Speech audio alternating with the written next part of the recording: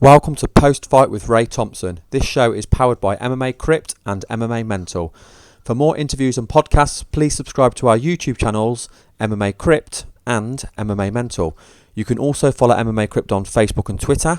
It's at MMA Crypt on Twitter and MMA Crypt on Facebook. To follow me, it's at MMA Mental on Twitter and Ray Thompson on Facebook.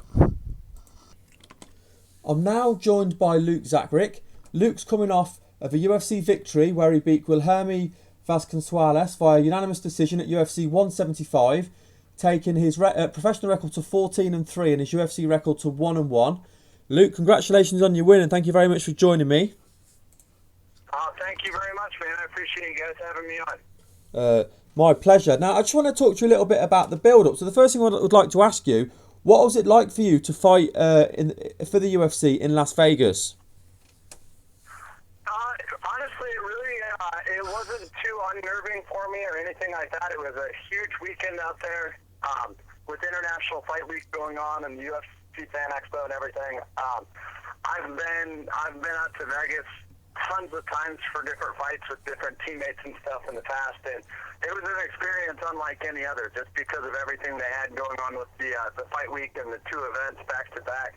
But really, it didn't affect me at all. I was really calm before the fight, and none of it got into my skin or anything like that. So it was one of the calmer, more relaxed fights that I've had leading up to it. Now, going into the fight, what did you know about your opponent? Well, he doesn't have a ton, or he didn't have a ton of MMA fights, but he's two-time world champion Brazilian Jiu-Jitsu black belt. He's got really good Muay Thai that I had seen in his past fights. So it was one of those things where I felt like he was just as good on his feet as he was standing up. So just as good as he was on his feet as he is with his grappling and stuff. But so it was really one of those things where we were just going to go out there and feel him out and see where the fight was going to take place. I honestly felt like I was better grappler than him. I felt like I was a better striker than him. But he had been in the United States ever since they finished filming Tough 3, training with Chael Sonnen and those guys to get his wrestling better. So I expected it to be a dirty, grimy, wrestling fight where we're going to be in the clinch and he was going to be trying to take me down and use a lot of those things that Chael does really well. And it ended up basically being it was 15 minutes of stand-up, basically. So we didn't know what to predict. We didn't know how the fight was going to go as far as where it was going to take place, but we were ready. Obviously, we were ready for all facets, and it turned out really well. Now, after losing your UFC debut, did you feel any extra pressure going into this fight? No, I mean, I didn't really look at it that I lost my debut, I'm not sure if you've seen the fight or not. I took it on 11 days' notice, and I didn't care. I would have fought anybody that they'd given me. I just wanted an opportunity to fight in the UFC. The fight shouldn't have been stopped, or I should have, I was struck with an illegal groin strike, and I guess the referee didn't see it. I thought he was stepping in to stop the fight and give me a break, and he ended up actually stopping the fight, period. But one way or another, I lost the fight. It goes on my record as a loss. And the way that I looked at it, I didn't put any extra pressure on myself because I had finally gotten a full training camp together. And if I lost that fight and I got cut, then I was done fighting and I was content with that. I had almost retired, about a year ago just because it got to the point where I didn't know if I was going to be able to ever make it back there because of the different opportunities, and I just wasn't getting the call. So I had come to terms with, hey, every fight that I fight could have been my last one. And, I came to terms with that before the UFC had signed me. So if I had lost to Guilherme and they cut me, then I was cool with that. But I had fought in the UFC and I fought on a huge card, and I was excited to do that. So now take in mind, I really didn't think I was going to lose the fight from the beginning. So, the thought never really crossed my mind as far as okay, if I lose this fight, am I going to get cut? I just put it all aside and went and put the best camp forward that I could, and I put on a pretty exciting fight, I thought. Yeah, I agree. Well, it was an exciting fight. It was a really good performance by yourself as well. So I want to move on to the fight now. Now, in the first round, your boxing looked really good. How comfortable did you feel on the feet?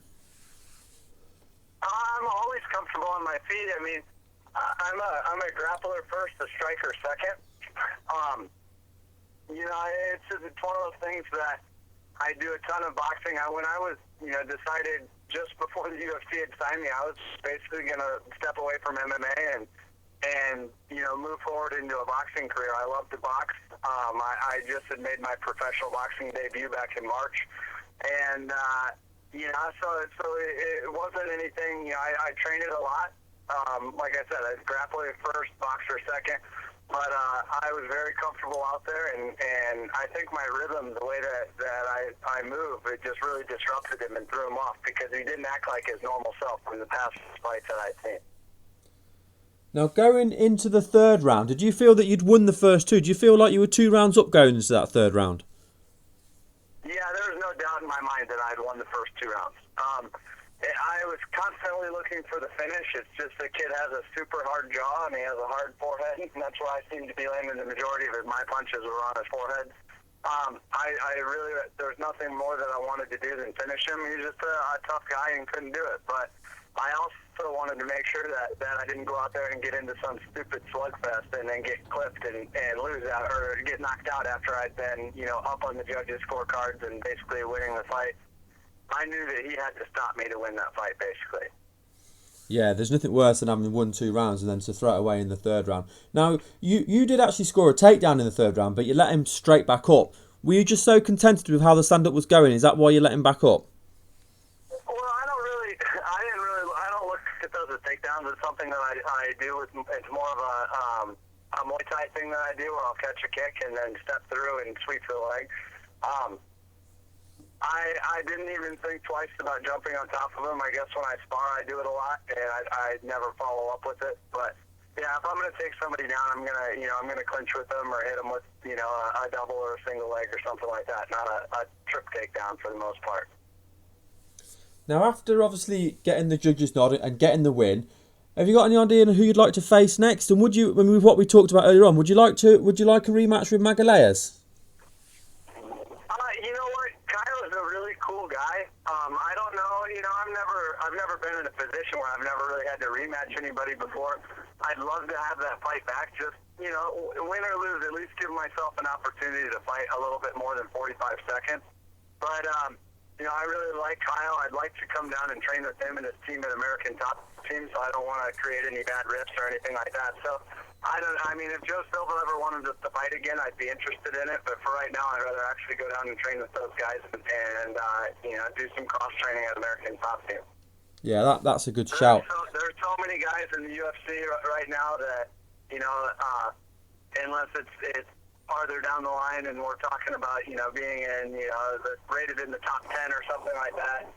There's plenty of guys for him to fight. He's moving forward and I'm moving forward. So I guess at this level, they always, you don't pick your fights, they pick them for you. So that's fair enough. Well, when ideally would you like to get back in and compete again? I would have preferably, my wife is pregnant right now, so she's due at the end of December, beginning of January. My hands are really banged up from the fight, so I've got some healing to do. I had a really tough training camp, so I've got to go in and get an MRI done on my hands on Tuesday, and then we'll just see. It depends on how quick I heal up. If I heal up quick, I'd love to fight in the fall. If, it's going to take some time or surgery or something like that, then I'm not sure what will be next. I'll have to talk to my manager, my agent, and, see what the UFC wants me to do.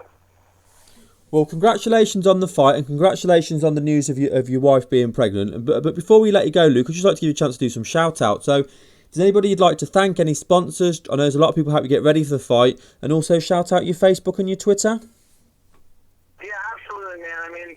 First of all, I had a fantastic training camp. I had guys come in. I had, guys that drove or came and stayed in Columbus for this fight. I had a great team of guys. I actually had 2 different boxing coaches that I worked with, and these guys got along fantastic. Colin Baumgartner's my coach here in Columbus, and Rob Radford's been my longtime coach from Cincinnati. He actually came up and stayed with me at my house for this whole entire training camp. Jason Butcher from Bellator came up, and I think he spent 7 weeks in Columbus helping me get ready. And, all the guy, Nikolai Timms. And then I had, Toy Barn Cars and Mellow Mushroom in Columbus, both, kicked me pretty good sponsorships for this fight. I have a ton of other people that I can't list them all right now, but 40 Piece Clothing, they've been with me for the past 7 or 8 years of my fight career. These guys are awesome. Check them out, 40piececlothing.com. And, all the guys and girls and coaches at Ronin Training Center. It's my gym that I train at here in Columbus, and it's one of the best gyms in the Midwest. So yeah, man, thank you to everyone, and thank you to all the coaches and my training partners that helped me out for this. And, check me out. My Facebook fan page is Luke Zachrich MMA, and at Luke Zachrich is my Twitter handle. Well, I hope you heal up soon, Luke, and I look forward to seeing you step back into the cage again. All right, thanks a lot, man. It was nice talking to you.